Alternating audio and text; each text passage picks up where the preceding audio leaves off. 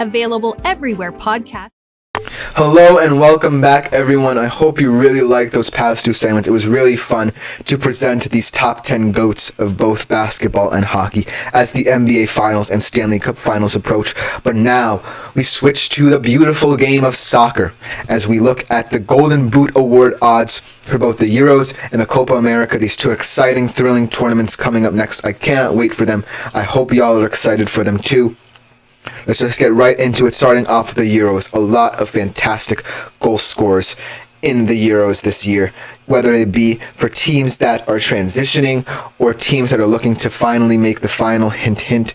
I'm just really thrilled to present this list to you guys. So without further ado, let's jump right into it. Coming in the 5 spot at plus 2100 in terms of odds, we have a player who I'm really not that happy to see on this list because of the fact he's getting older in age, and he's really, in my opinion, one of the more overrated strikers in the world in Romelu Lukaku. He has had a fantastic Belgium career as part of their golden generation, 83 goals in 114 games for Belgium. So we can see that he has been a fantastic player and striker for them for the years. But really, for this tournament, this is not the best Belgian team. They are a Belgium team that is transitioning. They still have Kevin De Bruyne, and Kevin De Bruyne, as we can know, can break through an entire defense with a single pass. So Romelu Lukaku will be looking to latch onto those balls from Kevin De Bruyne. But this is just a team that is really not necessarily as exciting as it was in the past. You don't have your stalwart center back pair anymore in Alderweireld and Vertonghen. You don't have a midfield that can produce outside of Kevin De Bruyne anymore. And Romelu Lukaku is now 39 years old? He's the oldest player on this list outside of another guy who can still do it, in my opinion. But overall, I'm really not that happy that he's on this that he's this high on this list. And so we'll have to see if he can be the guy for Belgium in this tournament, because they definitely are going to need it to make any kind of run in the Euros. But coming in at number 4 is a player who I'm really, really intrigued to see at the Euros, how he fits into a young, up-and-coming England squad that finally wants to win a major tournament for the first time in over 55 years. And Jude Bellingham, plus 1900. What a fantastic domestic campaign for him at Real Madrid, his first year there. 23 goals in 42 games with Real Madrid for a midfield talent is pretty impressive, if you ask me. But coming into this England squad, it's really kind of very competitive in that midfield. Obviously, you have guys like Declan Rice. You have a guy in Phil Foden who can drop into the midfield as well. Let's see if Kobbie Mainoo gets any kind of minutes as he's kind of ascending to that role for England. And then a guy in Cole Palmer who can also drop more centrally and create. So Jude Bellingham has a lot of competition in goals. Maybe they'll become hard to come by for him in this tournament, but I'm really intrigued to see him this high on this list. I really think he can have a good one.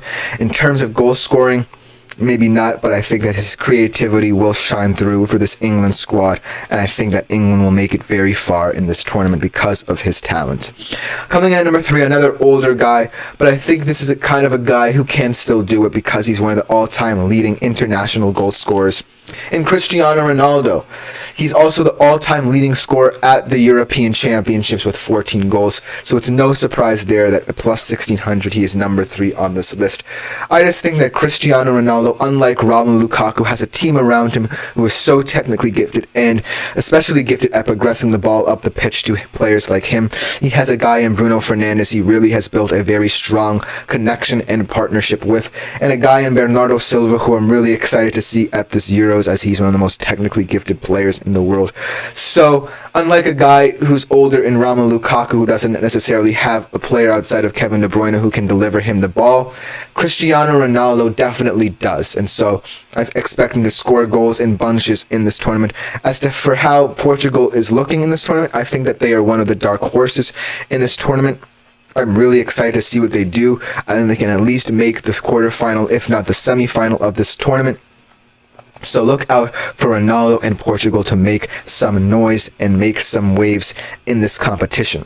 Coming in at number 1 and 2, I'm going to kind of conclude both of these guys because they are really the kind of the leaders of this Golden Boot race in my mind. Both Harry Kane at plus 550 and Kylian Mbappe at plus 470. Obviously, Harry Kane never won a trophy, but he has so many Golden Boot awards. He just scores goals in bunches. 62 and 89, all-time leading scorer for England. Obviously, he does won that trophy, but in my mind, the Golden Boot award is more of a safe bet for England. I do think that England can get to the final because of their talent, but we'll have to see. Harry Kane will have to be a huge part of that. Obviously, he'll take all the penalties for England, so he is one of a safer bet.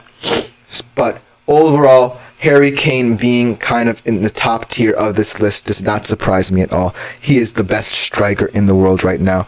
But he is up against a guy in terms of betting odds in Kylian Mbappe, who is also looking to be one of France's leading scorers right now. Obviously, they are transitioning away from a guy in Olivier Giroud, who has been one of their preeminent goal scorers over the past couple of decades.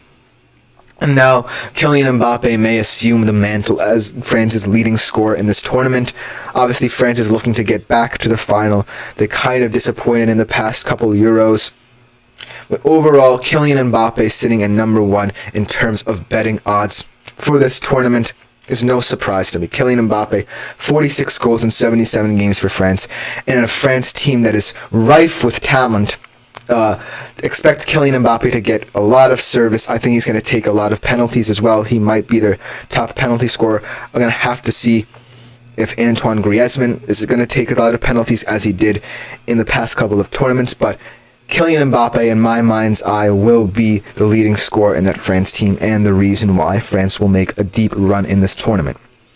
Looking at kind of dark horse betting favorites for this upcoming Euros tournament in terms of Golden Boot odds. I don't have the odds in front of me, but these are guys who I think if you want to be kind of risky in terms of your betting on this tournament, these are guys who I really think can make an impact.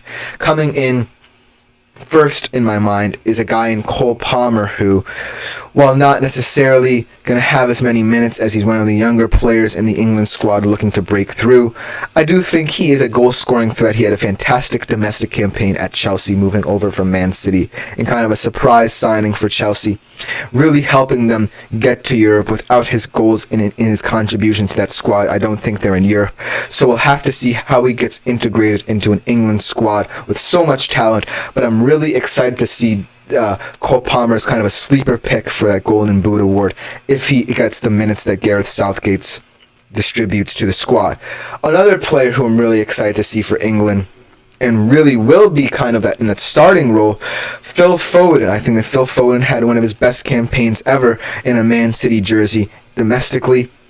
Obviously one of their top goal scorers in a team that includes Erling Haaland, one of the best strikers in the world. So Phil Foden, moving into that England squad mindset, obviously has the ability to cut and shoot, has the ability to do that distribution of give and go football that I think England needs to play if they play Gareth Southgate's system.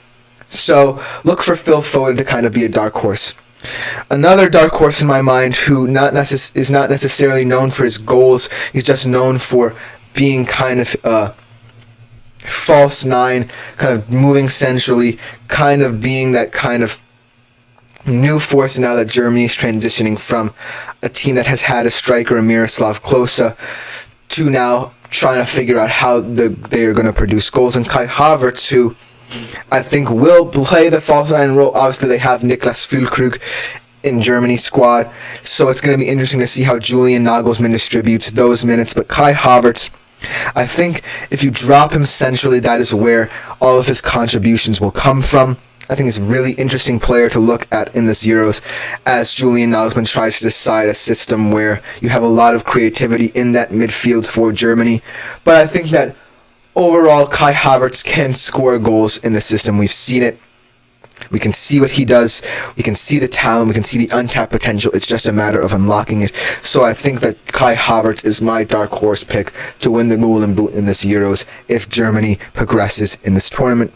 But I think that should just about do it for this segment. Coming up next, we move from Europe to the Americas, where we'll be going over the Golden Boot odds for the Copa America tournament. A lot of exciting players there, a lot of interesting talent on this list. You don't want to miss it. We will be right back to conclude the show with that segment.